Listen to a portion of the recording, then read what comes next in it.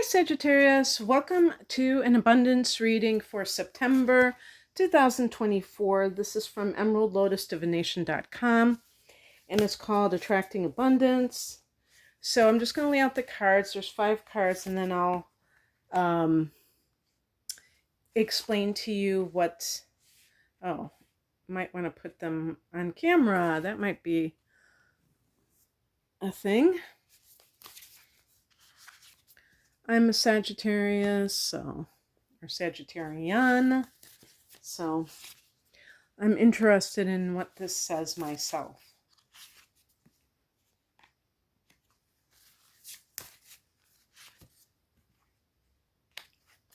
Okay. So the first position is current relationship with abundance. Oh gosh. Yeah, I'm still still having issues with this. Oh gosh. This deck has the 10 of inspirations. That's going to be inspirations. I think that's wands. Okay. Let me double check, because you're only the second sign that I've used. I mean, that I've done a reading for, that I've used these cards. These are new cards. They're called the Muse Tarot. So I'm like, okay. I think that the inspirations are wands, which are connected to the fire element, like that we have. So yeah. Okay, inspiration. There we go. Okay, so 10 of Wands, I'm just going to call it what we normally call it. The 10 of Wands is a card of, it's almost like an uphill climb. Like, it might be that you've got like the weight of the world on you. So, for some people, they may feel like they have a lot of things that they have to pay for. So it's very hard. Like, money almost seems like something that you barely get a chance to even see, because before you know it, you're giving it to all your obligations, or that even earning it, it's like an uphill battle. Let's see if this one seems to have a positive effect to it, so I don't really know. Let me see what the booklet says for it here. I don't think they give like any kind of breakdown of like the pictures or anything. I haven't really found a lot of booklets that come with tarot cards that will explain why they happen to use the pictures that they did, or illustrations.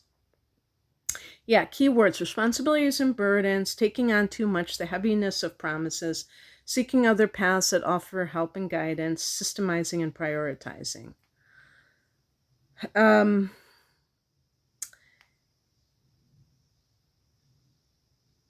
I would say personally that you have to, if that's your attitude, it's about questioning what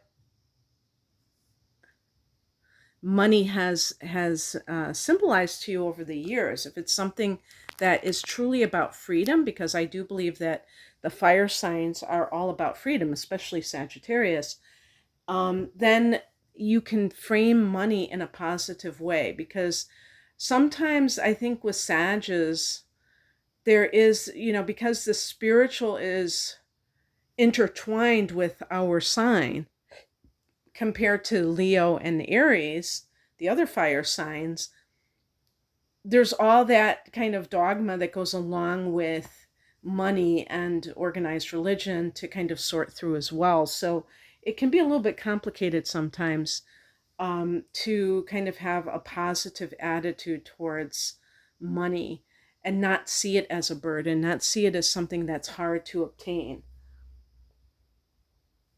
How to get yourself in alignment? The 5 of materials. Oh, well, that's an interesting one, because this is the 5 of pentacles. So how can you get yourself into alignment when the 5 of pentacles is a card about It's a card of poverty consciousness. I would say, even if it's a card of poverty consciousness, look to where in your life you have been told that money is scarce. Like, that's what I see with poverty consciousness, as a scarcity. Now, Sagittarius is ruled by Jupiter, so you would not think that Sages have this type of belief system. But when I get to this last card, this is a card of, the last card is a card, the Eight of Voices is the Eight of Swords. That can be self-limiting beliefs that come from the outside and that you take in. So getting yourself into alignment means to look at how you have felt that scarcity consciousness in your life. Maybe it was growing up, you had like limited resources. So you've carried that into adulthood, even though you're a Sagittarian and you're supposed to be like so into abundance naturally. Maybe it's in some of the behaviors that you kind of do that you think that are good for your financial well-being. Like, for instance, are you penny wise and pound foolish? Do you think that you're like really good at saving money, but then when it comes to things that are really important, you kind of skimp and you end up paying twice as much because you have to buy something that is so much more expensive, and the first thing that you bought, you can't return that because you used it beyond the return date. So it's like you got screwed.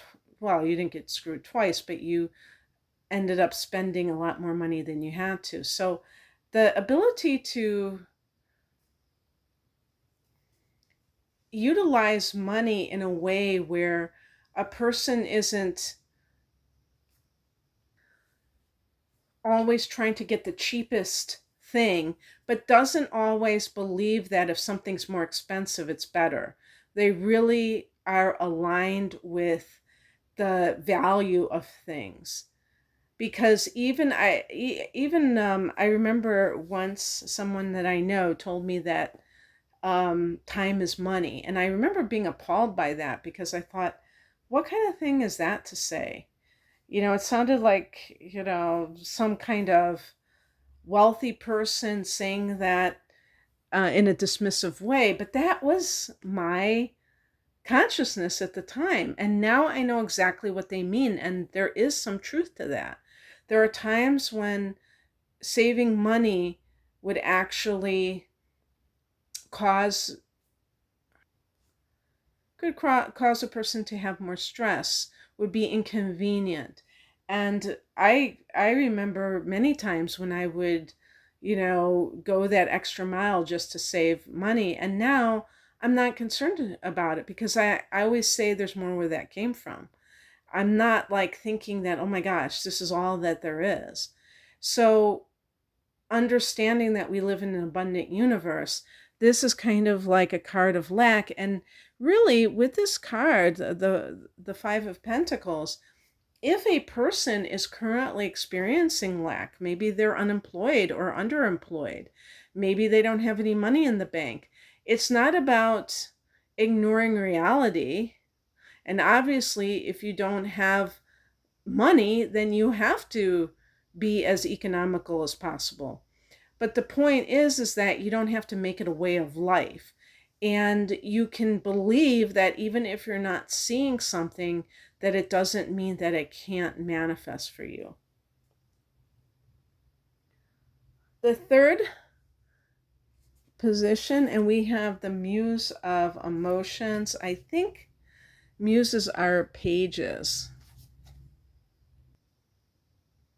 Actually, the Muse is the king, so this would be the King of Cups.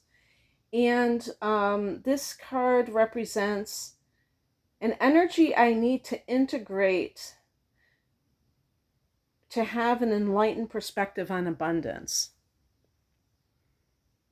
Okay, so we're talking about the King of Cups. Let me hold it. It's so weird that the illustration is horizontal.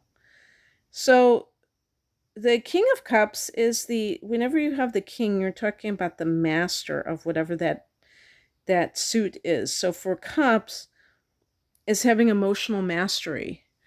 And I feel that this is about, they talk about, Abraham Hicks talks about in Law of Attraction, this idea of getting into a feeling state where you are really generating positive energy for attracting abundance. So, unlike the Five of Pentacles, which can lead to a lot of worry and negative energy, this would be cultivating positive energy. And because it's the king, it's coming from a place of authority. So you having emotional sovereignty, you're not allowing the outer world to implant any kind of fear-based thinking or feeling as it pertains to your finances. Current blessing that you should be grateful for, or that I should be grateful for. Muse of inspiration. So this would be King of Wands. The King of Wands is a card of sovereignty, of being the captain of your own ship. I'm not sure, but it's possible that Sages are connected to the King of Wands.